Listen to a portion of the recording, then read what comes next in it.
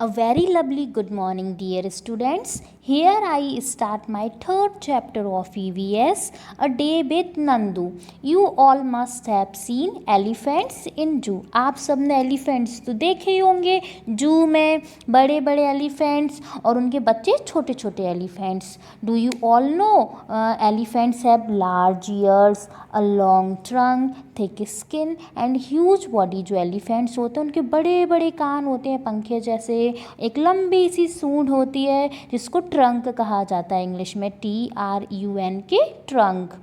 उनकी जो स्किन होती है वो बहुत मोटी सी होती है, थिक होती है, और उनका जो शरीर होता है वो बहुत भारी सा बड़ा सा होता है.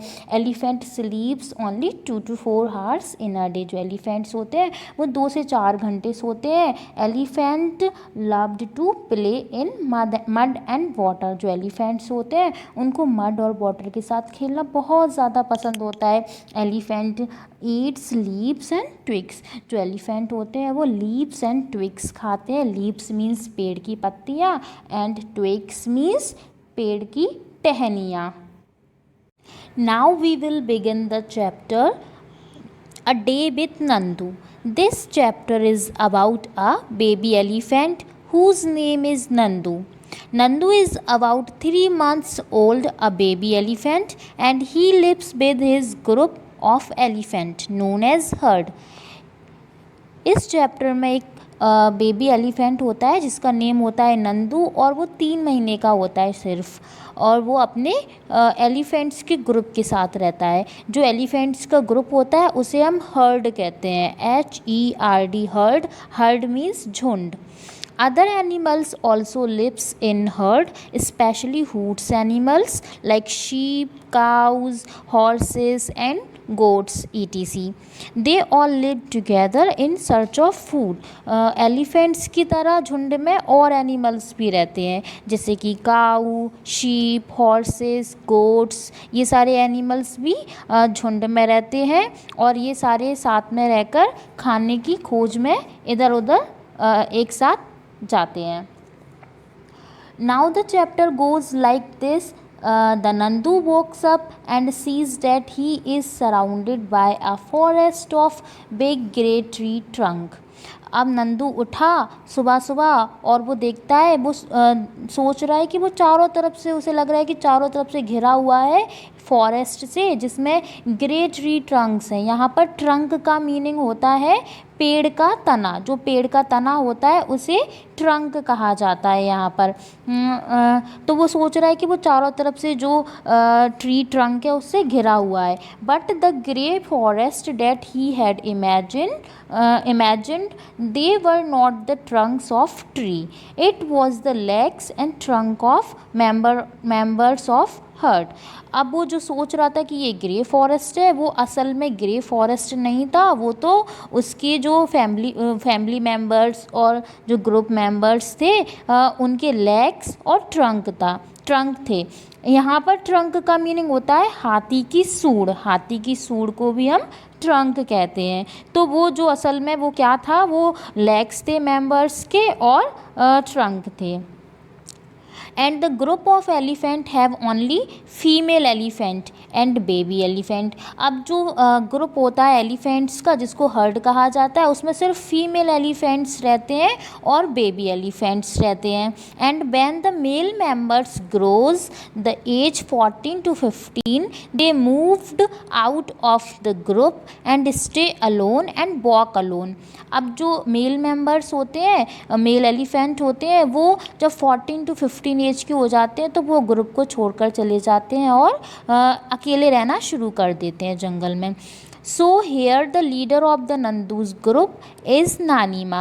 अब generally the leader of elephants herd is the oldest female elephant and Nanima is the oldest female of the herd. Generally क्या होता है कि जो हर्ड का जो लीडर होता है वो ओल्डेस्ट फीमेल एलिफेंट ही होता है. तो यहाँ पर जो नानीमा है वो सबसे ओल्डेस्ट है. तो यहाँ पर जो नंदू के ग्रुप की लीडर है वो कौन है, नानीमा.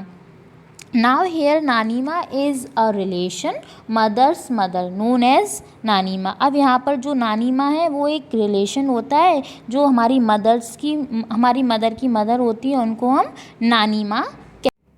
So his Nanima leads the group and all group members follow her. It was very sunny and it was getting hot. The sun was over the head. Now Nanima trumpet. अब क्या होता है, नानीमा जब group को lead कर रही होती हैं तो सारे मेंबर्स उनको फॉलो करते हैं. और अब बहुत ज़्यादा धूप हो गई है.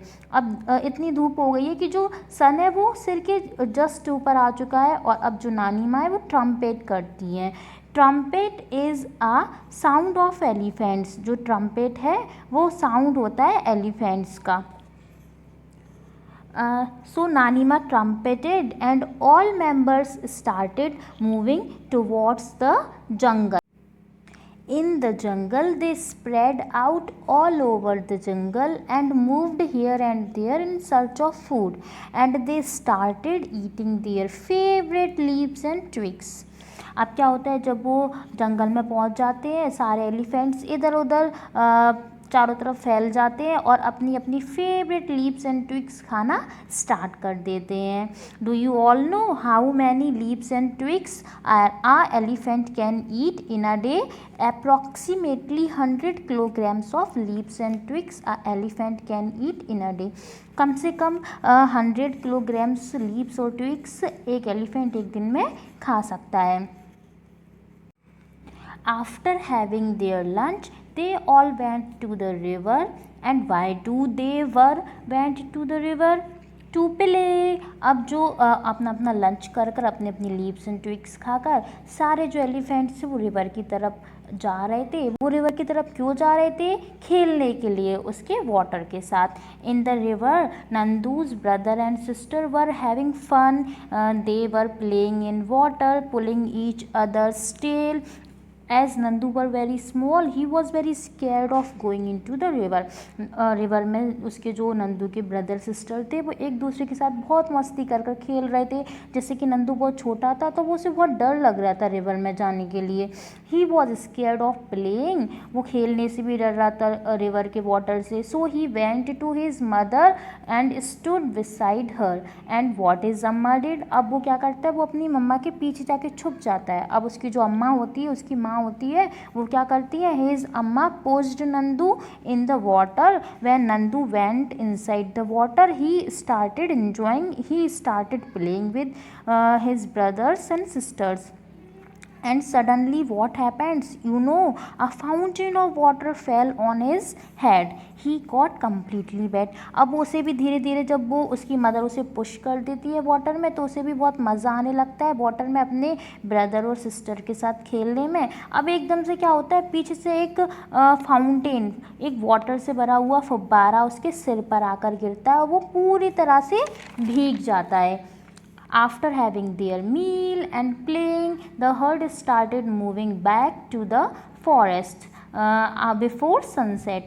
As Nandu was very small, he got tired. So what he did, he slept in his mother's lap. अब क्या होता है, जब अब सनसेट होने वाला होता है उससे पहले जो सारे मेंबर्स होते हैं वो जंगल की तरफ मूव करते हैं वापस से. और जो नंदू होता है वो बहुत थक जाता है तो वो अपनी अपनी माँ की लैप मीन्स होता है गोद में जाकर लेट जाता है. I hope you all are enjoy this story. So here the chapter ends and rest of the things I will teach you as I will give the worksheets question answer. Thank you and have a nice day.